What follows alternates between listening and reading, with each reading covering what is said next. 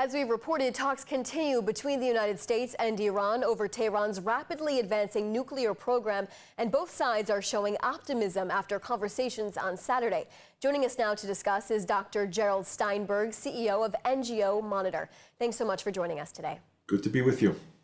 I first want to ask you about your initial take on the optimism both sides are expressing here. An official from the Trump administration said 4 hours worth of talks in this second round were, quote, very good process. Meanwhile, Iran's foreign minister also signaled positive talks. Does this optimism come as a surprise to you? And what does optimism actually mean? I'm always very cautious about the public statements and the facial gestures, all of those things which are meant to create a certain environment and can be very artificial.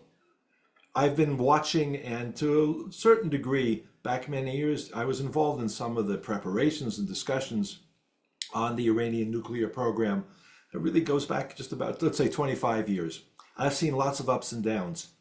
I think I'm very, very skeptical about optimistic signals vis-a-vis Iran. Makes me a little bit nervous that if the Americans, if the Trump administration, as Steve Witkoff, is buying into the Iranian gamesmanship, and they're very good at the games, that I think is a cause for concern.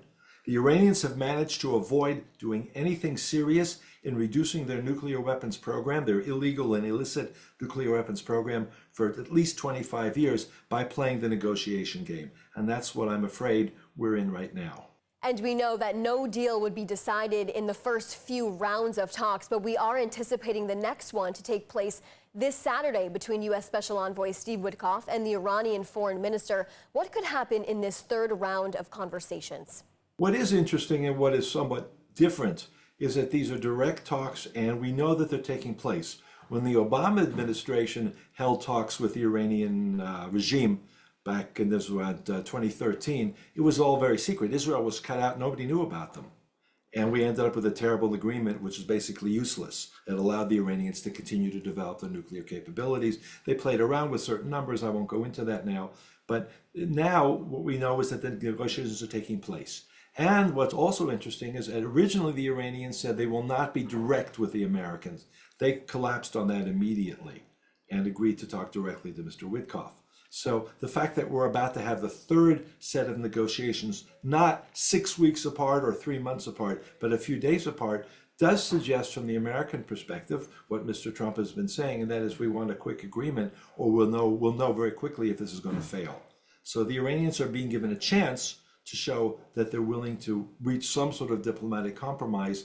Still have to be very skeptical about that. And that leads us to our next question. There's definitely mixed emotion when it comes to these talks. Trump said before they began the talks, if a deal is not made with Iran, he would strike them using Israel as its main power source for it. But people are worried that the U.S. is even negotiating with a regime that is funding terrorism in the Middle East, specifically with Hamas. Do you think these negotiations are dangerous?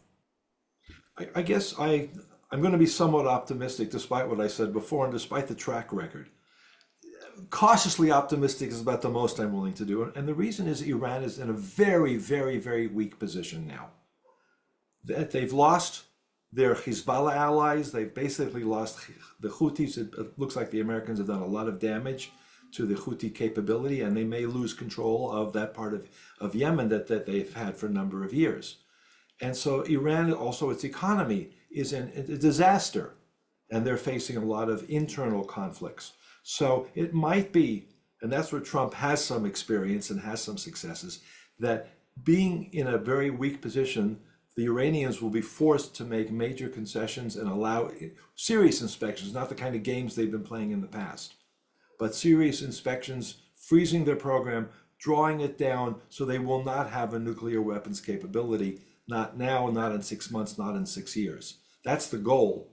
If Iran really is concerned about an American attack and the weaknesses that the Iranian regime has, and they might lose power, then perhaps they will go in this direction of reducing and freezing and drawing back their nuclear program.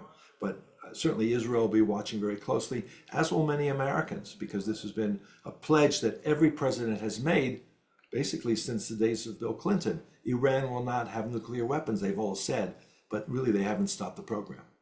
Do you really see the United States making a deal with Iran? Do you think the United States is bending more than what they actually should, considering these talks are still ongoing? Well, we're dealing with President Trump. President Trump is the ultimate deal maker, at least in his own mind and among the people that he works with. He wants to give this a chance to reach an agreement.